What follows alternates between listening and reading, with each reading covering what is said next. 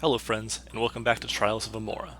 Trials of Imorah is a 2D platforming game with a heavy focus on exploration.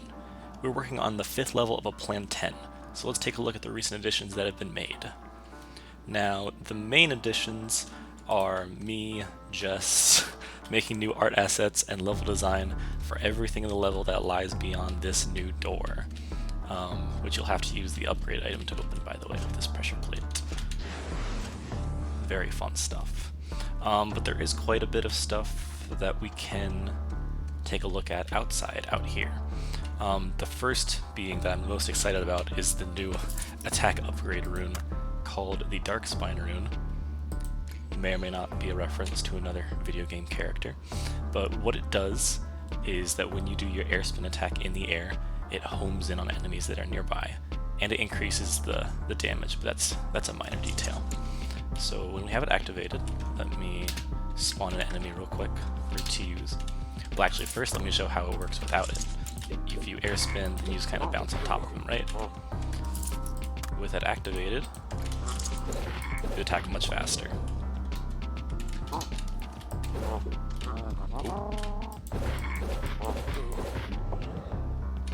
If there aren't any enemies nearby, then it'll just dash you forward like this.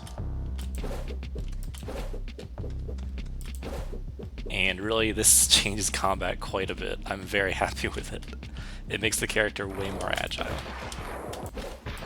Now if you...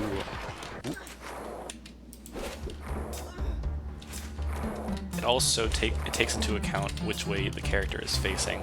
So even if you're near an enemy, you can still use it to escape.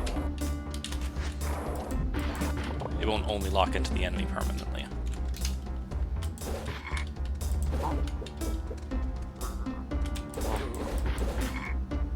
It does drain your stamina quite quickly though, so be careful about just spamming it. One of the other new additions are barricades, which act basically the same as spike balls, but you can't hit them around. They're just stationary, obviously, which makes them honestly a bit less exciting because there's less creative things you can do with them. But they're very scenic. I think they look more serious than spike balls. A little bit more realistic. But they act exactly the same. They damage enemies when the enemy makes contact with them. Another area that I've been working on is trying to get every single rune upgrade to be upgradable, which means setting up a lot of crafting recipes and just doing a lot of edits to code that's otherwise been very old. Let me defeat these guys real quick and get back to the upgrader section. This is back on level 4, by the way. So this isn't a new mechanic per se, but me going back to complete this mechanic that's been here for a while. And at this moment, I can now say that all of the axe runes that are obtainable in main gameplay without using cheats can now be crafted to upgrade to either level 1 or 2, depending on which one it is. Not all of them can be upgraded multiple times. But let's take the example of the Quick Strike rune. Let's upgrade it once, crafting it with 10 gold, 2 Mending Slime, and 2 Titan Roots. And there we go. That increased the bonus melee damage and reduces the stamina threshold. What does this rune do again?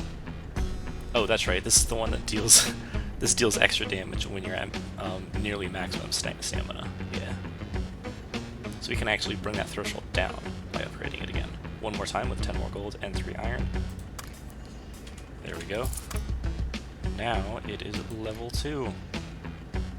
Eventually this will apply to all of the runes in the game. That will be a goal for this year probably, before level 5 is done. So last year, right before Christmas, I released a new build for everyone to playtest, and surprise, surprise, there were a lot of bugs in it. So there is a new one out now that has a lot of them fixed. Real quickly, here's a review of all of those fun bugs.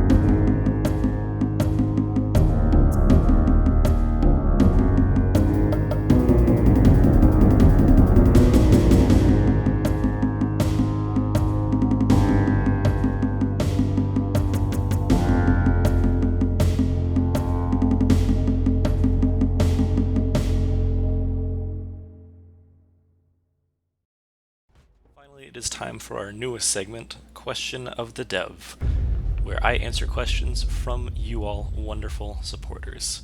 The question this time is, how big will level 5 be? An excellent question, which can be answered in a lot of different ways.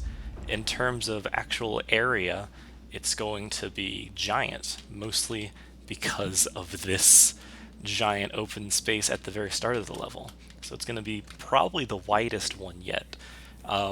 But probably the more important answer is in terms of actual content inside of it.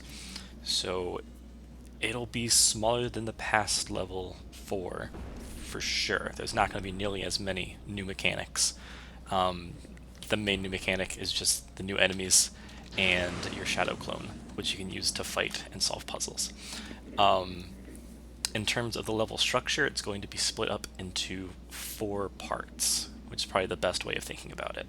The first part is this open area that kind of sets the scene and leads you into the temple over here. The second area will be a giant section filled with enemies and puzzles using past mechanics. Just kind of like a normal level area, not really progressing with the new mechanic yet, but having some areas that you can backtrack to solve it. And then we'll reach the midpoint with a mini boss where you'll actually get the upgrade. So you'll have the third section after that where you actually solve puzzles using the new shadow clone. And lastly, there will be the boss, which will just be this, same boss structure as all the other levels. And then we'll move on to level 6. So it should be pretty simple, straightforward development. No complications whatsoever. Nope. In all seriousness, though, we'll definitely reach our goal of completing level 5 this year. Hopefully I'll be able to finish the boss this summer and then go back and do a lot of cleanup on everything, all the sections leading up before that. But yeah, thank you so much for your questions. Thank you so much for your support from every one of you. And that's all for this time. Thanks again for everything, and I'll talk to you later.